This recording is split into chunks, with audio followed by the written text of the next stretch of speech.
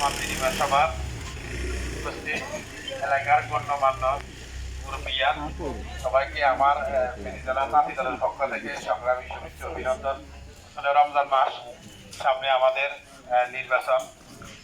রমজান মাসে আমাদেরকে দিক নির্দেশনা দিয়ে দিচ্ছে যার জায়গা থেকে আমরা খেতে পারি, খোলা মাঠে হোক, যেখানে বা স্কুল মাদ্রাসা যেখানে পারি, গ্রামে গঞ্জে আমাদেরকে ইফতার করার জন্য ইফতার পার্টি করার জন্য নির্দেশ দেওয়া হয়েছে। তার থেকে আপনারা যার যার সামর্থ্য অনুযায়ী ইফতার পার্টি করবেন।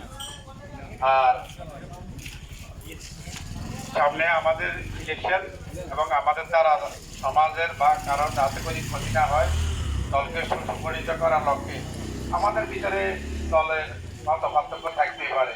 আমরা যেহেতু যুব দল, ছাত্র দল, স্বেচ্ছাসেবক দল, তাঁতি দল, বিভিন্ন অঙ্গ সংগঠন আছে, মতামত থাকতে পারে, কিন্তু দলের সাথে আমাদেরকে এক হতে হবে।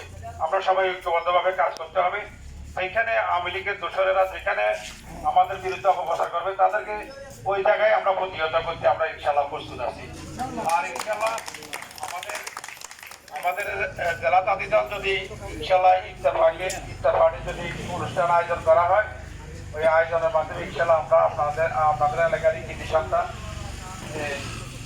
জেলা তাঁতি দলের সদস্য সচিব বামপন্থী আছে, তার মাধ্যমে ইনশাল্লাহ আপনারা দাওয়াত পাবেন।